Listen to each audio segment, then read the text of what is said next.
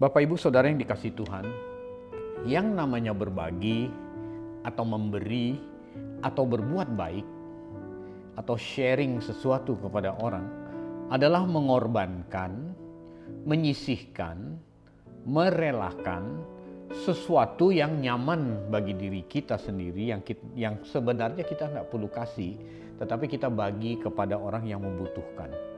Nah, yang menjadi pertanyaan, mengapa kita harus berbagi? Mengapa kita harus berbuat baik? Tentu jawabannya adalah gaya hidup berbagi ini adalah salah satu ciri orang percaya. Itulah sebabnya hidup kita harus memiliki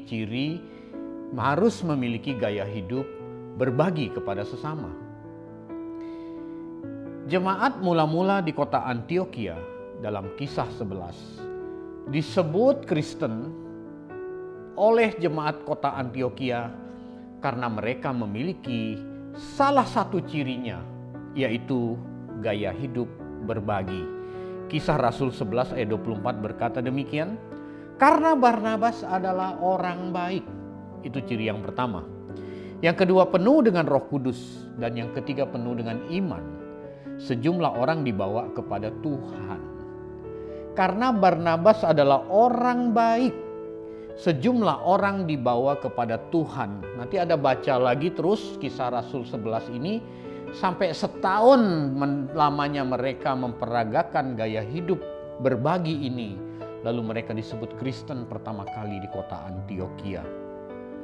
Menarik ayat ini, karena Barnabas adalah orang baik, sejumlah orang dibawa kepada Tuhan. Kenapa tidak dibawa kepada Barnabas nih?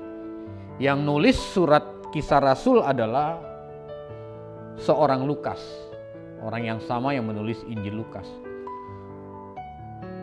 Saya melihat ayat ini, saya agak kaget. Barnabas orang baik, sejumlah orang dibawa kepada Tuhan. Kenapa tidak dibawa kepada Barnabas? Tentu dibawa kepada Barnabas untuk mendapatkan perlakuan baik. Orang yang susah hidupnya dibawa kepada Barnabas untuk ditolong. Orang yang kesesakan dibawa ke Barnabas supaya dapat kelepasan. Orang yang membutuhkan penghidupan dibawa kepada Barnabas supaya memperoleh sebuah kehidupan. Lukas mencatat dibawa kepada Tuhan karena Lukas tahu bahwa hanya Tuhan yang baik. Dan kalau manusia selalu menonjolkan dirinya baik dan ditonjolkan oleh orang lain bahwa dia baik, ini akan berpeluang membawa orang ini pada dosa kesombongan sampai dosa pengkultusan. Itulah sebabnya Lukas sangat paham hal ini. Dia menulis di Kisah Rasul 11 ayat 24, Barnabas orang baik, sejumlah orang dibawa kepada Tuhan, bukan kepada Barnabas. Hal ini paralel dengan perkataan Tuhan Yesus di Lukas 18 ayat 18 sampai 19. Ketika ada orang datang bersoal jawab kepada Tuhan Yesus, Guru yang baik, apa yang harus kulakukan supaya aku beroleh hidup kekal? Mengapa kamu sebut aku baik? Tidak ada seorang pun yang baik kecuali hanya Allah yang baik. Mengapa Tuhan mengatakan hal ini? Sebab Tuhan Yesus tidak ingin dirinya dikultuskan. Sebab kalau orang dikultuskan, orang disebut baik dan terus mencari pujian dari orang lain, ini bisa membawa orang itu menjadi berdosa. Dan Allah menentang orang congkak, Allah menentang orang sombong. Seringkali Tuhan Yesus habis bikin mujizat, dia pesan sama murid-muridnya, jangan kasih tahu. Tuhan tidak mau dikultuskan. Tuhan Yesus tidak ingin dirinya dikultuskan sehingga orang tidak datang kepada Allah Bapa. Sedangkan saat itu Tuhan menjadi manusia. Hal ini juga paralel dengan nasihat Tuhan Yesus dalam hal memberi sedekah. Matius 6 ayat 3 sampai 4. Kalau tangan kananmu memberi, tangan kirimu jangan tahu. Berilah dari tempat tersembunyi, maka Allah dari tempat yang tersembunyi itu akan membalas. Kalau kamu ngasih berbuat baik, kamu gembar-gembor, kamu sudah terima upahmu. Kamu sudah dipuji orang, itulah upahmu. Mengapa Tuhan mengatakan hal demikian? Karena Tuhan tidak mau manusia menjadi sombong. Sebab jelas dalam Yakobus 4 ayat 6 dikatakan bahwa Allah menentang orang congkak. Bapak, Ibu, Saudara, perbuatan baik yang diumbar, perbuatan baik yang diumumkan, perbuatan baik yang disebut-sebut, apalagi kemudian hari diungkit-ungkit, perbuatan baik yang ada tujuan tertentu, mungkin ingin mengikat seseorang supaya orang itu nurut sama perkataannya dan lain sebagainya, dapat membawa seseorang pada dosa kesombongan yang bisa berujung pada pengkultusan. Itulah sebabnya Lukas mencatat di Kisah Rasul 11 ayat 24, karena Barnabas orang baik, maka sejumlah orang dibawa untuk menerima perlakuan baik dari Barnabas, tapi dibawa kepada Tuhan, ditulis oleh Lukas.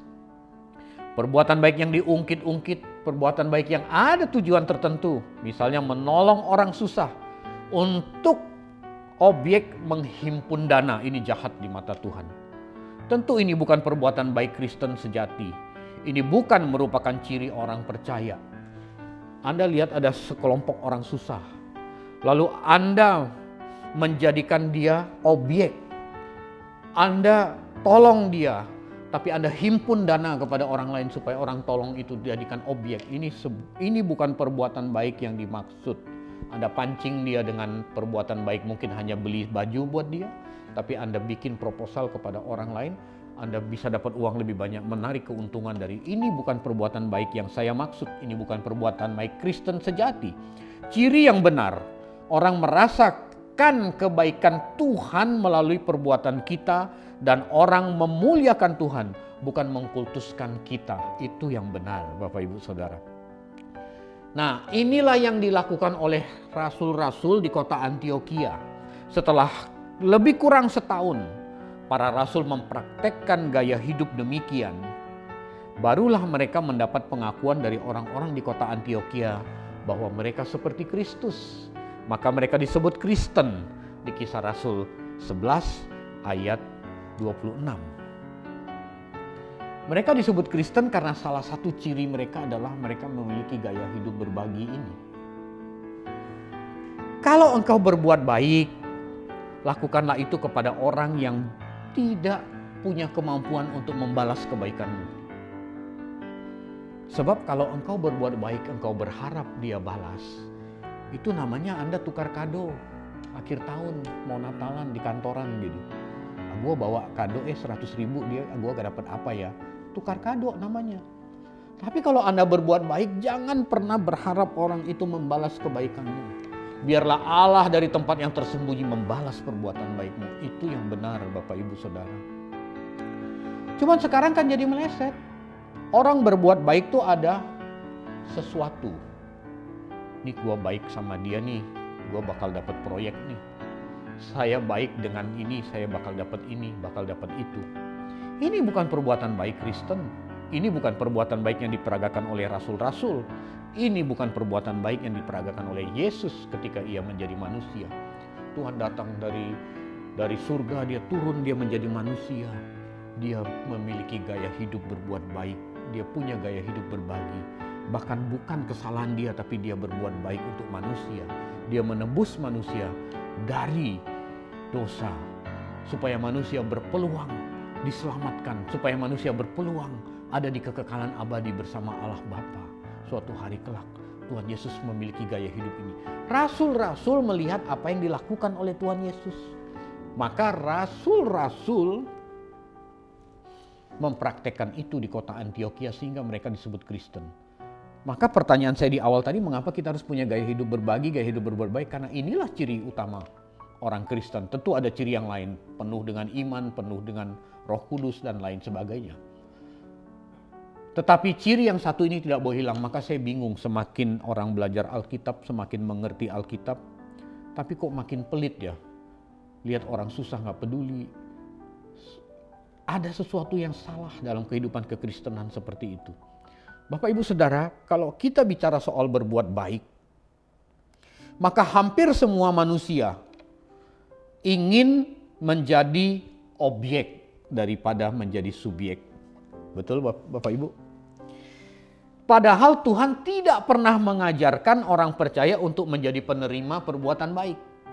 Justru Tuhan selalu mengingatkan kita di dalam Alkitab bahwa kitalah yang menjadi pelaku berbuat baik, bukan penerima. Penerima itu kalau dalam konteks nasihat Paulus kepada Timotius, kepada gereja-gereja Tuhan, objeknya itu adalah janda-janda tua, orang yatim piatu, itu orang-orang yang perlu menjadi objek perbuatan baik. Tetapi kecenderungan manusia, kita kalau dengar kata berbuat baik itu kita lebih suka menjadi objeknya daripada menjadi subjek. Saya mau katakan sekali lagi, Tuhan Yesus tidak pernah mengajari orang percaya untuk menjadi objek. Tetapi Tuhan justru menstimulus, merangsang, memberikan perintah kepada orang percaya untuk menjadi subjek atau menjadi pelaku. Kisah Rasul 20 ayat 35 berkata, dalam segala sesuatu telah ku berikan contoh kepada kamu. Ini rasul-rasul bilang, Lukas menulis ini, Lukas telah memberikan contoh kepada kita, bahwa dengan bekerja demikian, kita harus membantu orang-orang yang lemah, dan harus mengingat perkataan Tuhan Yesus. Ini penting, sebab ia sendiri telah mengatakan adalah lebih berbahagia memberi daripada menerima. Tapi banyak orang sekarang kalau menerima rasanya lebih bahagia. Kalau memberi rasanya dia jadi kurang. Dan kadang-kadang gak rela memberi. Kadang-kadang ditanya dulu, ini kenapa kamu begini, kenapa kamu begitu. Yang pada dasarnya tidak rela memberi. Padahal Yesus jelas ngomong lebih bahagia memberi daripada menerima. Kalau Anda ingin jadi Kristen yang bahagia, miliki gaya hidup berbagi ini. Kalau Anda ingin menjadi orang percaya yang berbahagia, milikilah gaya hidup berbagi ini. Tuhan Yesus tentu memperhitungkan segala sesuatu yang telah kita lakukan. Dalam Galatia 6 ayat 9 disebut upah. Tuhan memberi upah. Tuhan tidak menjanjikan upah kepada objek. Tetapi Tuhan menjanjikan upah dalam Galatia 6 ayat 9 menuai hasilnya kepada pelaku, kepada subjek. Bapak Ibu, motivasi kita berbuat baik kepada seseorang jangan kejar upah. Saya mau ingatkan, menjadi salah kalau kita kejar upah. Tetapi dengan sendirinya Tuhan pasti menyiapkan. Kalau kita tidak menjadi lemah, kita akan menuai hasilnya. Demikian kata Galatia 6 ayat 9. Tapi sekali lagi saya mau ingatkan, jangan kita mengejar upah. Tetapi kita melakukan perbuatan baik karena Tuhan Yesus telah terlebih dahulu melakukan perbuatan baik dan telah terlebih dahulu menjadi teladan. Dan ini harus menjadi gaya hidup kita. Sebab inilah, ciri-ciri inilah yang murid-murid rasul-rasul di kota Antioquia disebut Kristen. Maka sebagai orang percaya, kita mutlak harus memiliki gaya hidup berbagi ini kepada sesama. Sampai ketemu di lain kesempatan. Tuhan Yesus memberkati.